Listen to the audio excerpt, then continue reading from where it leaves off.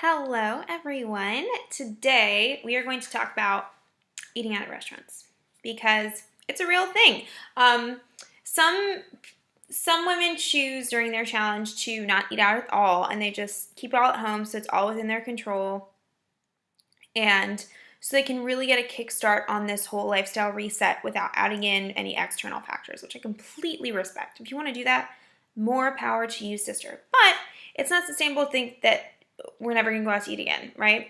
Because celebrations are happening and, enjoying time with family and friends is happening. And it's never something we want to feel like we're missing out on. We just want to feel like we're participating in a way that supports our journey.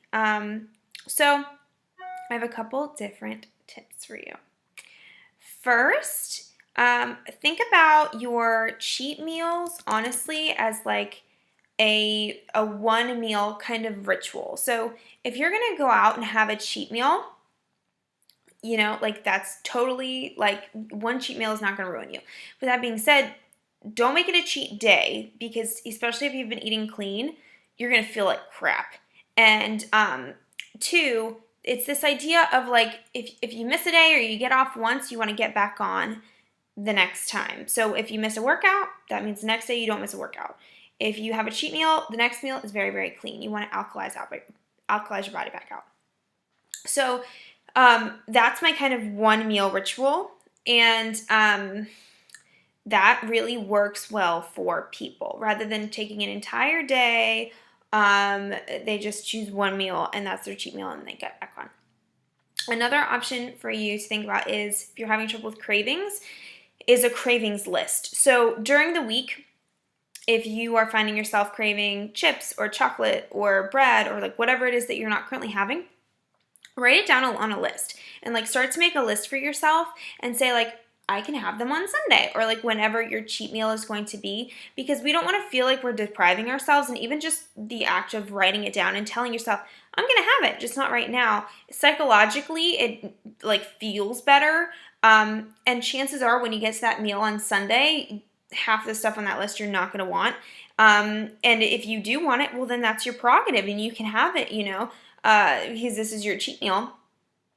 But if you stayed, like if you did your job, and you like really kept on track for most of the week, you're going to get to that cheat meal and you're like, I don't even want it because I like feel so good. So that's kind of how the process gets started. And anytime I fall off the wagon and just go on a bender, because sometimes like I was in Spain last week and it was just one of those things where I was with my mom and everything was surrounding me and I didn't really have a kitchen to cook in. And so things kind of got screwy and a little bit haywire for a little bit. And so now that I'm back here, I keep my cravings list. I'm feeling like that. Okay, I can have them on Sunday. When I get to Sunday, I guarantee you like 75% of that stuff I'm not going to want. All right, now let's say, for instance, you're going out to eat tomorrow on Saturday and you're wondering, how can I set myself up for success so I know that I'm enjoying my time with my friends and my family, I'm enjoying my meal, and I don't feel like I'm missing out on anything. So here are my top tips for you. And it all starts with planning and preparation, like everything else. Before you go, there's a few things you can do. First, look at the menu and actually decide what you're going to have before you go and get excited about it. So if you're deciding to have a burger with a side salad and a soup, that's awesome. Decide that so that when you get there, you don't even have to look at the menu. You're not even tempted by what anyone else is ordering because you know what you are having. And that's the choice that you're making, and you're making that empowered choice for yourself and for your health and for your journey, okay?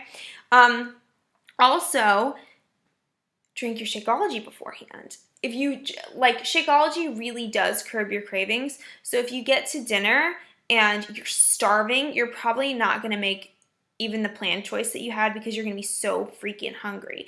So if you drink Shakeology beforehand, it's going to help curb your cravings. You're already going to go feeling a bit satisfied. You're not going to feel like you want to indulge a whole lot. And my other beforehand tip is don't eat your yellows and your blues before you go out. So if you know you're going out to dinner, don't have oatmeal for breakfast, or don't have like hummus for lunch or whatever, or cheese in your lunch. Make sure you save your yellows and blues because that's typically with a crossover. And a lot of times purples as well, because they're fruits as well. So if you can save your purples too, that's even better. When you actually go, so that's all beforehand. When you actually go during your meal, drink a lot of water. A lot of times we think we're hungry, but it's actually just thirst that is being translated to us via our nervous system, and our brain interprets it as I'm hungry, but really you're just thirsty. So if you're drinking enough water and you're coming hydrated and you're staying hydrated at the table before the meal comes, you're less likely to overeat, which is my next tip. Stop when you're full. And third tip is make a choice. So an appetizer, a drink, or a dessert. Don't do all three. Just pick one. If you're like freaking mozzarella stick queen and you like gotta have your mozz sticks and like that's your thing. If you're like, I really need a beer with this, then that's your thing, or a glass of wine. If you're like, I really want that chocolate cake, then do that. But just pick one. Pick one. Pick one. And then afterward and during, celebrate.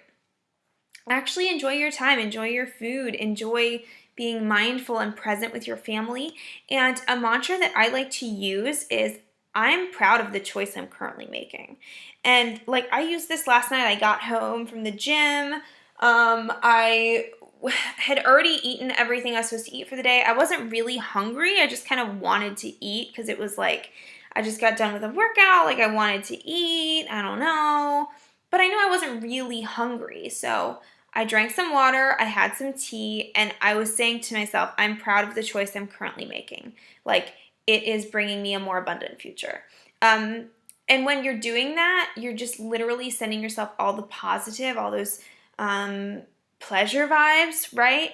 And that's what you want to do. That makes eating a more pleasurable space, because eating should be pleasurable. And I think a lot of times we get so...